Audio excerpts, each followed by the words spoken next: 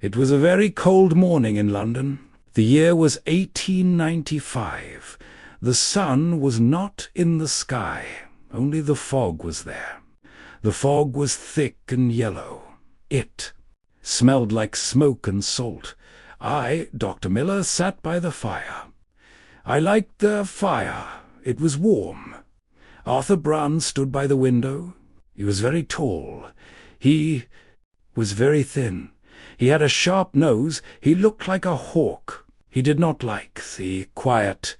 He wanted a mystery. He wanted a problem to solve. He looked at the street. People were walking fast. They were cold. The gas lamps were still on. It was 9 o'clock in the morning, but it looked like night. Miller, do you see the man across the street? I see many men, Brandt. Which one do you mean?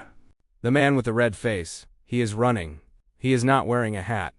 In London, a man always wears a hat. He is in a hurry. He is coming here. I stood up and went to the window. Arthur Brand was right. A man was running toward our door. It was Inspector Henderson. He looked very stressed. He was a large man with a moustache. He wore a heavy coat. He knocked loudly on the door. Soon after, he came into our room. He was breathing hard. His face was red from running. He looked at Brand. Then he looked at me. He had a note in his hand. The note was small and wrinkled. Brand, you must come. A murder has happened. A murder? That is interesting. Tell me more, Henderson. Sit down. I cannot sit down. We have no time. A rich merchant is dead. His name is Mr. Black. He is lying in his office. The office was locked from the inside. There is no window. There is only one door. Was it a suicide? No, I do not think so. He looks shocked. But there is a problem. A very big problem. And what is the problem, Inspector? There is no weapon, no knife, no gun. No poison on the table. There is no blood. His body has no wounds. He is just dead. People say it was a ghost. They say it was an invisible killer. An invisible killer? Miller, get your coat. We are going into the fog. A murder without a weapon is exactly what I need today. We went down the stairs. Outside, a carriage was waiting.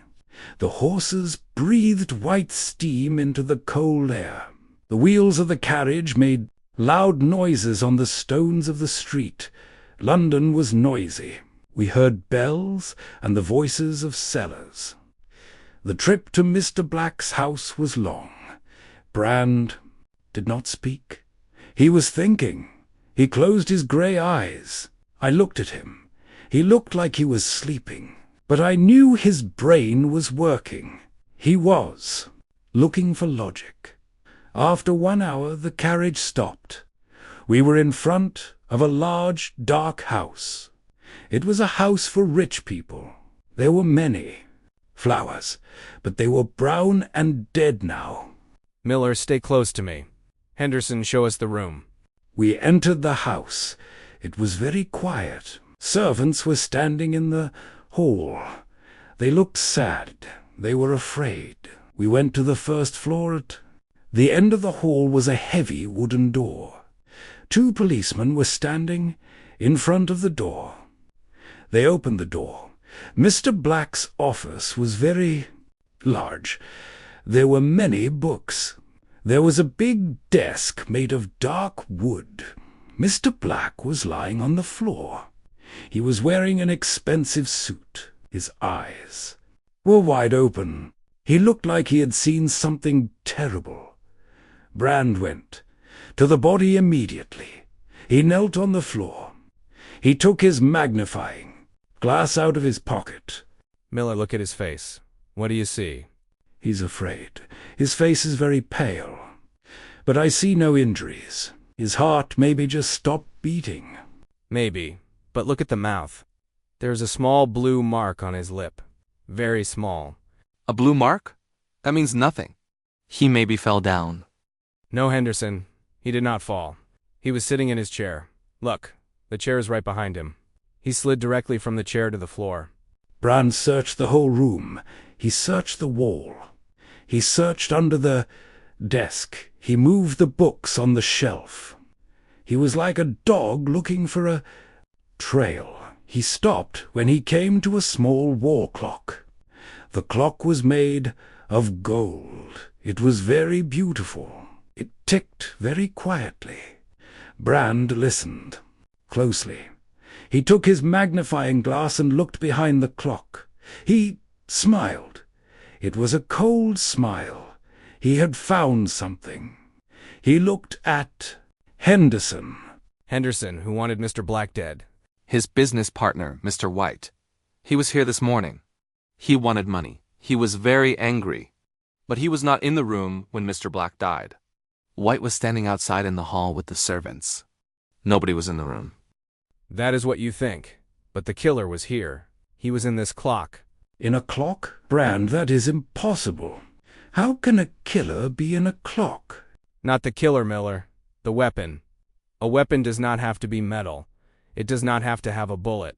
Henderson, call Mr. White into this room. Tell him we found the money. Henderson went out. After a few minutes he came back with a small man. That was Mr. White. He had thin hair and cold eyes. He looked at the body. But he did not cry. He looked at Brand. He seemed nervous. He rubbed his hands together. He kept looking at the wall clock. Good day, Mr. White. We were just talking about the clock. It is very beautiful. Does it belong to you? No. It belonged to Mr. Black. Why do you ask? Because this clock has a secret. It is a clock from the east. When the clock strikes 10, something happens. It is almost 10 o'clock now. Shall we wait? Mr. White became very pale. He wanted to leave the room, but Henderson held him tight. We waited. The clock ticked, tock, tick, tock. Then the sound came. The clock struck 10 times. A small mechanism opened on the side of the clock. A tiny metal needle jumped out. It was as thin as a hair. It flew through the air and landed in a pillow on the chair. Brand picked up the needle with tweezers. Do you see this, Miller? On the tip is poison. A very rare poison. It makes the heart stop immediately. You see no wound. Only a tiny blue mark. Mr. White, you repaired the clock yesterday, didn't you? You cannot prove that... Yes, I can. In your pocket is the tool for this clock, and on your finger is a small residue of the blue poison.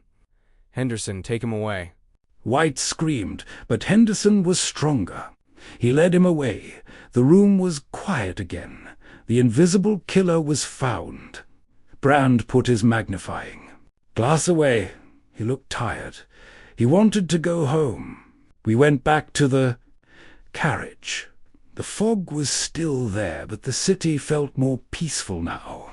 A good case, Miller. No weapon, but a lot of mathematics. Now let's go eat. I am hungry. That is a good idea, Bran. A very good idea.